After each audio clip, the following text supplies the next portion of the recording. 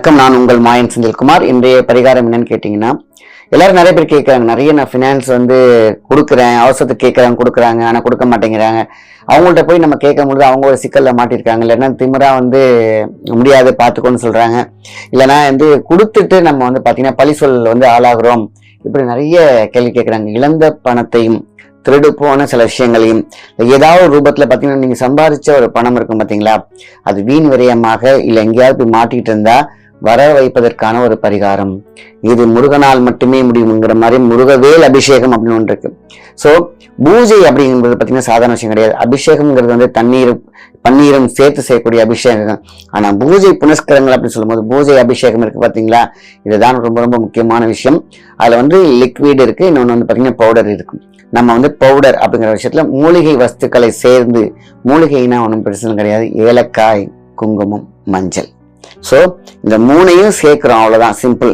ஏலக்காய் என்பது நறுமணம் மட்டுமல்ல, உங்களுடைய மறு வாழ்க்கையை திருப்பி கொடுக்கும். இழந்ததை, அதாவது யாரெல்லாம் நான் ஐயப்பா நான் வேஸ்ட் ஆயிட்டேன், என்ன இழந்துட்டேன், என் வாழ்க்கையே போச்சுன்னு நினைக்கிறவங்க ஏலக்காய் மட்டும் கையாண்டால், அதாவது ஏலக்காய் கையில எப்போதுமே பேக்கெட்ல வச்சுக்கோங்க.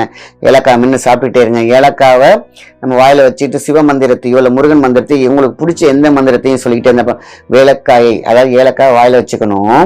நீங்க எந்த சாண்டிங் சொன்னாலும் உருவேறும் உயிரேறும்.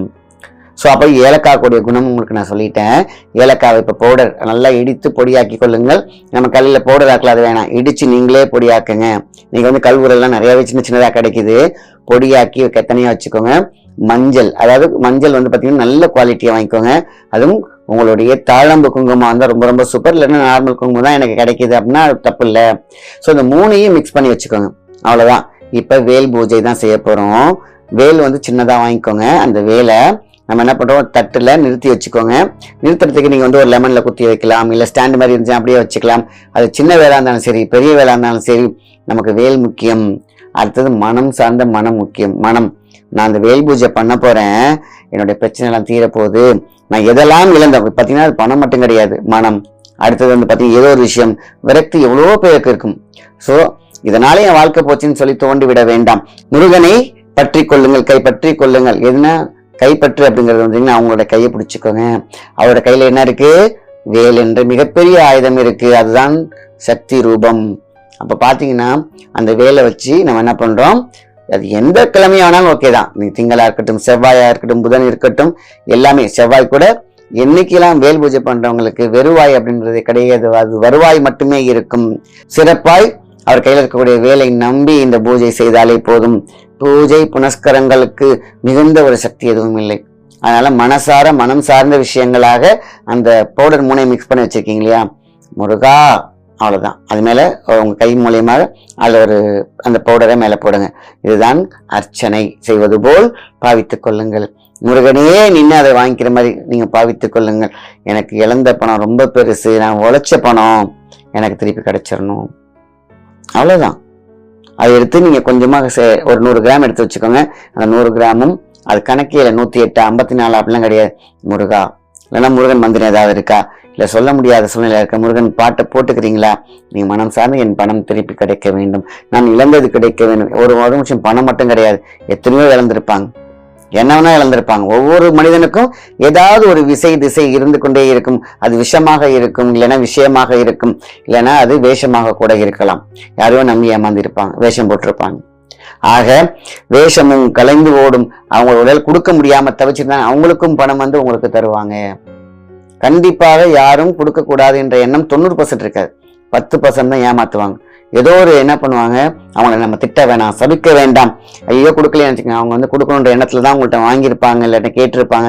ஆனால் கொடுக்க முடியாத இயலாமை அவங்களுக்கும் வந்திருக்கும். அந்த இயலாமை அவங்களோட சொல் தாக்குகள் இருக்கும், கொடுக்க முடியாது. நம்ம கேட்டிருப்போம், நம்மளோட அர்ஜென்ட் கேட்டிருப்போம், என்னடா நமக்கு கொடுத்துட்டு போய் கேட்கறாங்கன்னு சொல்லிட்டு எரிஞ்சு விழுந்திருக்கலாம், கோவப்பட்டிருக்கலாம்.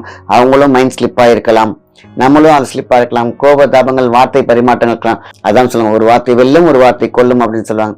இதெல்லாம் தெய்வத்திற்கு சொல்லி விட்டுடுங்க போதும். இந்த நிந்தனையும் எந்த நிந்தனையும் மனசுல வேண்டாம், சிந்தனை மட்டுமே வச்சுக்கோங்க. இழந்த பணம் எனக்கு வரணும், அவங்களுக்கும் வர வச்சு எனக்கு அவங்களையும் வாழ வச்சு நம்மளும் வாழணும்.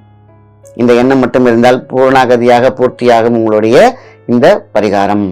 ஸோ முருகனுக்கு நம்ம செய்யக்கூடிய அபிஷேகம், அதாவது வேலுக்கு செய்யக்கூடிய பூஜை, இது 3 இந்த பவுடர் நம்ம பூஜை பண்ணிடுறோம் இல்லையா, அப்ப அது கீழே எடுத்துருக்குமே, அதை எடுத்து வச்சுக்கோங்க. அது உண்மையிலேயே உயிரேறி இருக்கும், உரையேறி இருக்கும். நீங்க அதை நெத்தியில வச்சுக்கலாம். நீங்க தாராளமாக எந்த காரியத்துக்கும் வெற்றியாகக்கூடிய அந்த முருக மந்திரத்தால் உரியேறி இருக்கும். அப்ப நீங்க சொல்றீங்க பாத்தீங்களா, இழந்ததை நான் பெற வேண்டும். மீண்டும் அது இழந்த தேகமா கூட இருக்கலாம், நோய்வாய்ப்பட்டு இருக்கலாம், நீங்க ஒல்லியா இருக்கலாம், இழந்த தேகமும் கிடைக்கும், பணமும் கிடைக்கும். நீங்க ஏதாவது பொருளா இருக்கலாம், பொருளும் கிடைக்கும், மனமாக இருக்கலாம், மனமும் கிடைக்கும். ஆக மொத்தத்தில் போனது திரும்பி வருவதற்கான அந்த ஒரு வார்த்தை சொல்தான் வேல் பூஜை. அதுக்கு இந்த வஸ்துக்கள், அதாவது இந்த மூலிகைகள், இந்த சக்தி வாய்ந்த சில பரிகாரங்களை செய்தால் கண்டிப்பாக மன ஒழுங்கு கிடைக்கும். நம்ம பார்த்தீங்கன்னா பயங்கர டென்ஷன்ல இருக்கும், கொடுத்துட்டு ஏமாந்துட்டு என்ன பண்றது அப்படின்னு நினைச்சிட்டு இருப்போம் இல்லையா. அப்ப இந்த பூஜையை மட்டும் எந்த காலத்திலும், அது திங்களா இருக்கட்டும், ஞாயிற்றுக்கிழமையா இருக்கட்டும், செவ்வாய், புதன், வியாழன், வெள்ளி எதுவாக இருக்கட்டும், குளிச்சுட்டு தெய்வ பக்தியோடு இது நடந்தே தீரும், முருகன் எனக்கு என்னுடைய பொருளை திருப்பி தந்து விடுவார், அவருடைய பரிகாரம் வெற்றியடையும், அவருடைய சங்கல்பம் வெற்றியடையும். அவ்வளவுதான், சிம்பிள். அப்போ பத்திரமா அந்த வேலை பத்திரமா எடுத்து வச்சுக்கோங்க. அந்த அபிஷேகம் பண்ண அந்த குங்குமம், அந்த கலவை இருக்கு பார்த்தீங்களா, அவ்வளோ வாசமா இருக்கும்.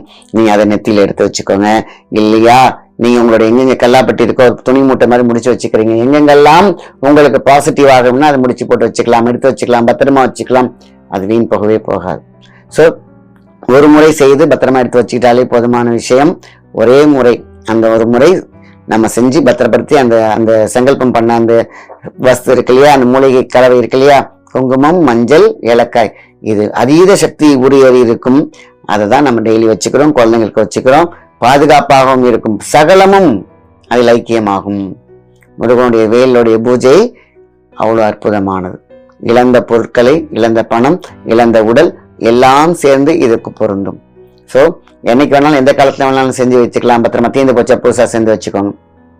வாழ்க்கையில எல்லாமே முக்கியம். இந்த வேல் பூஜையை நம்மளுடைய போக பெருமான் சொன்ன அற்புதமான ஒரு விஷயம்தான். இதை நமக்கு உங்களுக்கு நான் கொடுக்குறேன். இப்போ நம்ம கிட்ட இருக்கக்கூடிய சித்தமாக இருக்க வேண்டும், சுத்தமாக இருக்க வேண்டும், உடல் உடலாக இருக்க வேண்டும், உயிர் உயிராக இருக்க வேண்டும், ஆற்றல் ஆற்றலாக இருக்க வேண்டும். ஸோ அதனாலதான் நம்ம செந்தாமல் சிதறாமல் மனம் இருந்தால் மனம் கோணாமல் அத்தனையும் சேரும்.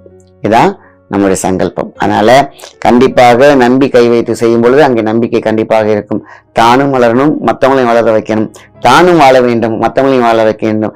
ஆக நம்பி நமக்கு ஒரு பணம் கொடுத்திருப்போம், அந்த நம்பிக்கை எங்க போகுது? இயலாமையும் இல்லாமையும் மட்டும்தான். அங்க மை என்ற அந்த மையம் சிறப்பாக இருந்தால் அனைத்தும் வெற்றியே. அதனால இந்த பரிகாரம் ரொம்ப ரொம்ப முக்கியமான விஷயம். நல்லா செய்யுங்க. இந்த இது பாத்தீங்கன்னா தீர்ந்து போக நீங்க செஞ்சு வச்சுக்கலாம். முருகன் மந்திரம், எந்த மந்திரம் வேணாலும் சொல்லலாம். முருகா என்ற சொல் அது மந்திரமே. அதனால உங்களுடைய இயந்திரம் இயங்க தொடங்கும் இந்த மந்திரத்தினால். அதனால அந்த இயந்திரத்துக்கு ஒரு ஃபியூல் தான் நம்மளுடைய அந்த வஸ்துக்கள், மூலிகை கலவைகள் எல்லாம். ஆக மொத்தத்துல வாழ்க்கை சிறப்பாக அமைய வேண்டும், சந்தோஷமாக இருக்க வேண்டும். இப்படி அற்புதமான ஒரு பரிகாரம் தான் நம்ம முன்னோர்களும் சித்தர்களும் கொடுத்திருக்காங்க. ஸோ நல்ல நல்ல விஷயங்கள்லாம் உங்களுக்கு சேரணும். மறக்காம சேனலை சப்ஸ்கிரைப் பண்ணுங்க, நல்ல விஷயத்தை மற்றும் ஷேர் பண்ணுங்க. நன்றி, வணக்கம்.